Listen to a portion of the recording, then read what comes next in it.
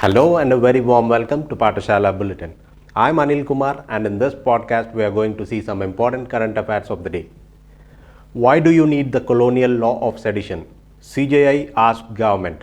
Chief Justice of India N V Ramana, in what may be an unprecedented judicial criticism of the way the sedition law is used by the government to crush liberties. He asked why the colonial law used against Mahatma Gandhi and Balagangadhar Tilak continued to survive in the law books after 75 years of independence. Historical background of sedition law. Sedition laws were enacted in 17th century England when lawmakers believed that only good opinions of government should survive, as bad opinions were detrimental to the government and monarchy.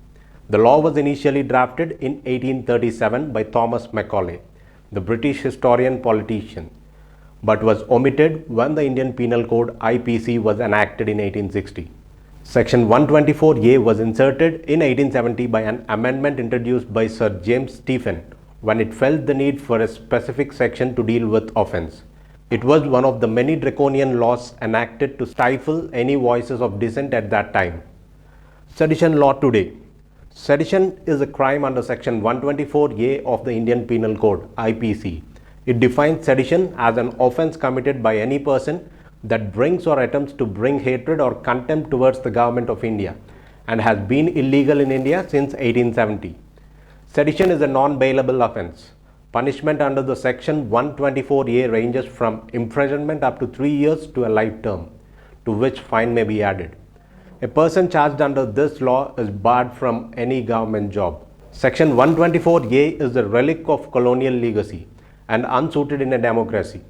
It is a constraint on the legitimate exercise of constitutionally guaranteed freedom of speech and expression. Dissent and criticism of the government are essential ingredients of robust public debate in a vibrant democracy. Right to question, criticize, and change rules is very fundamental to the idea of democracy. The CJI's remarks has opened the floor for debate and introspection on the court's own judgment in 1962. In the Kedarnath Singh versus State of Bihar case, which upheld Section 124A. Centre proposes simpler drone rules. Ministry of Civil Aviation has released reorganized drone rules 2021 for public consultation. As per the new rules, there will be minimal human interface on digital sky platform and more permissions will be self-generated. It will also notify safety features such as no permission, no takeoff, real-time tracking beacon, geofencing, etc. in the future. Under the rules, import of drones and drone components will be regulated by Director General of Foreign Trade. The standard operating procedures and training procedure manuals will be provided by the Director General of Civil Aviation on digital sky platform for self-monitoring by users. Operating drones with no unique identification number will not be allowed unless it is exempted. Drone operators are required to generate a unique identification number of drones by providing requisite details on digital sky platform. Rajasthan state to become Har Ghar Jal by 2024. Chief Minister of Rajasthan, Shri Ashok Gehlot, has assured that tap water supply under Jal Jeevan Mission to every household in Rajasthan will be provided by 2024. The Jal Jeevan Mission will be implemented in the state in mission mode, towards ensuring that no one is left out, with focus on sustainable source for assured tap water supply on long-term basis. He also emphasized on making the mission a people's movement. It will accelerate economic activities and boost rural economy. It will create new employment opportunities in villages. The state has assured that measures are being taken to improve the pace of implementation. Directives have been issued by the state to the panchayats to organize Gram Panchayat meetings on 15th of August and prepare village plan as a mass campaign. More than 10,000 species risk extinction in Amazon, says landmark report.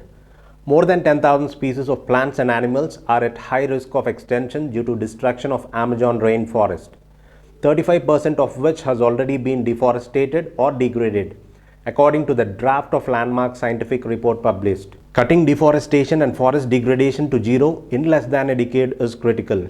The rainforest is a vital bulwark against climate change, both for the carbon it absorbs and what it stores. The soil and vegetation of Amazon hold about 2,000 billion tons of carbon, more than 5 times the whole world's annual carbon dioxide emissions. Furthermore, the continued destruction caused by human interference in the Amazon puts more than 8,000 endemic plants and 2,300 animals at high risk of extinction, the report said.